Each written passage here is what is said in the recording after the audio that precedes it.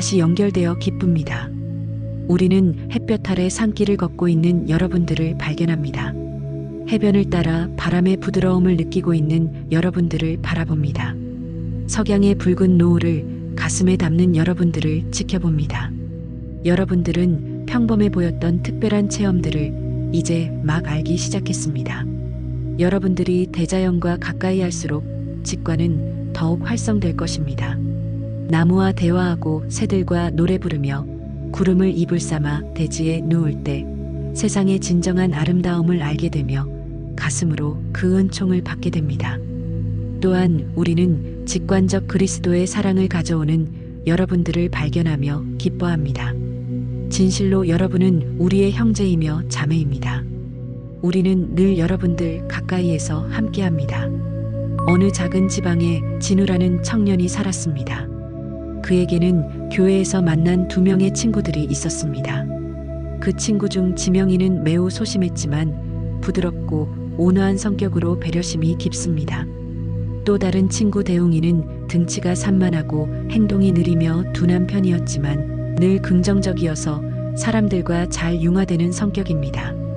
반면에 진우는 언제나 친구들을 주도해야만 직성이 풀리는 자기중심적 리더였습니다.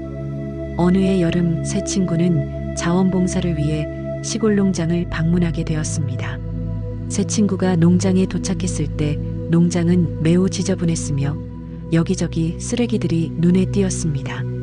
그때 지명이가 망설임 없이 쓰레기들을 줍기 시작했고 대웅이 역시 지명이를 따라 쓰레기를 주었습니다.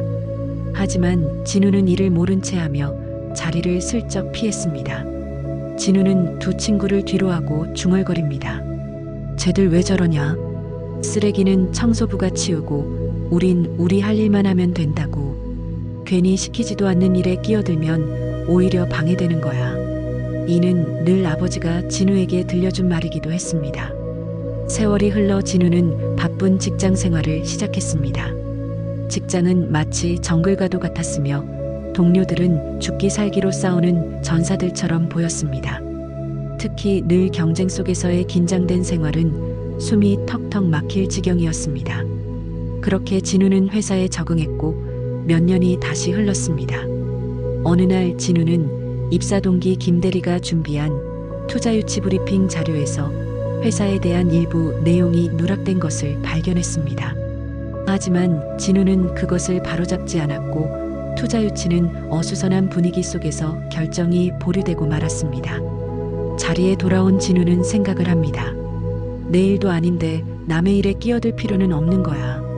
다시 세월이 흘러 중년에 접어든 진우는 중견 간부가 되었습니다. 어느 때와 마찬가지로 진우는 일찍 출근 중이었습니다.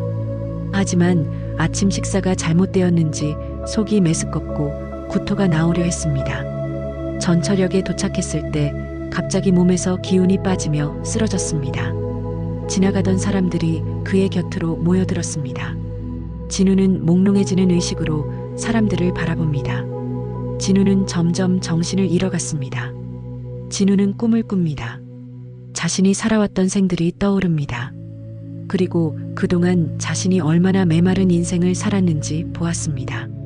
의심, 반목, 시기, 질투, 이기심이 자신을 온통 붙잡아 올가매고 있었음을 깨닫습니다. 어떤 이들은 배려, 봉사, 희생 등을 접하지만 이를 외면하거나 오히려 어리석다 말하는 자들이 있습니다. 세상은 정글과 같은 곳이므로 정신을 바짝 차려야 하며 자신이 우선 살아남아야 다음이 있는 것이므로 나약해져서는 안 돼. 강해져야 한다고 자신을 위로합니다. 자, 여기서 우리는 그렇게 합리화하며 사는 삶이 잘못되었다 말하는 것이 아닙니다. 오히려 그러한 특성과 태도는 그들 생애에 그렇게 생각하고 행동하도록 자신들이 선택한 에고의 캐릭터 특성인 것입니다. 여러분들은 자신이 체험할 부모를 정하고 부모로부터 육체와 감정체를 받는다 했습니다. 그것은 창조계와 닮아 있으며 창조계가 트랙들이 모은 데이터를 통해 진화 발전하듯이 영혼들 역시 에고를 통해 얻고자 하는 교훈을 단계적으로 얻는 것입니다. 하지만 남들 눈에는 잘 보이는데 자신의 눈에는 보이지 않는 것, 다른 이들은 모두 듣고 있는데 자신에게는 들리지 않는 것들, 그리고 좀처럼 느껴지지 않는 것들이 있다면 그곳에 자신의 생애에 체험하여 얻어야 할 교훈이 있는 것입니다. 그러므로 자신에 대하여 깊이 알고 다른 이들을 관찰할수록 이번 생애에 어떤 교훈의 데이터를 얻게 될지 알 수 있는 것입니다. 또한 아무리 짧은 생이라 할지라도 반드시 영혼이 계획한 체험이 있으며 거기서 얻어야 할 교훈이 있는 것입니다. 그러므로 체험이 반복되었지만 그 체험으로부터 아무런 교훈을 얻지 못했다면 다음 생애에 그 체험을 다시 하게 될 것입니다. 이처럼 반복적이고 지속적으로 체험의 현실 환경이 제공됩니다. 그러므로 자신이 특별히 반응하거나 남들처럼 인식하지 못하는 체험들을 깊이 깨달을수록 그 체험을 끝내고 다음 단계로 나아갈 수 있는 것입니다. 하지만 대부분 여러분들은 자신이 얻고자 했던 교훈을 많은 시간이 흘러서야 깨닫게 되며 오히려 연극 속에 깊이 빠져들며 자신이 얻고자 했던 교훈과 영혼의 삶으로부터 멀어졌습니다. 이제 우리는 이야기를 마쳐야 합니다.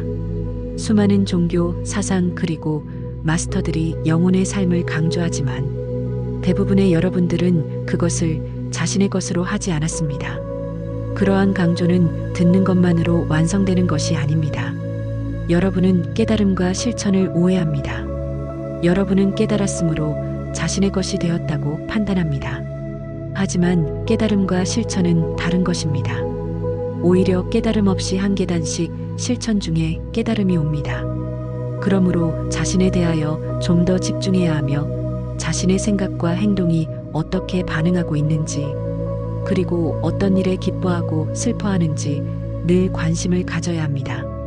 우리는 여러분들이 자신에게 주어진 삶을 소중히 하고 매 순간 영혼의 계단을 한 단계씩 올라주기를 바라고 있습니다.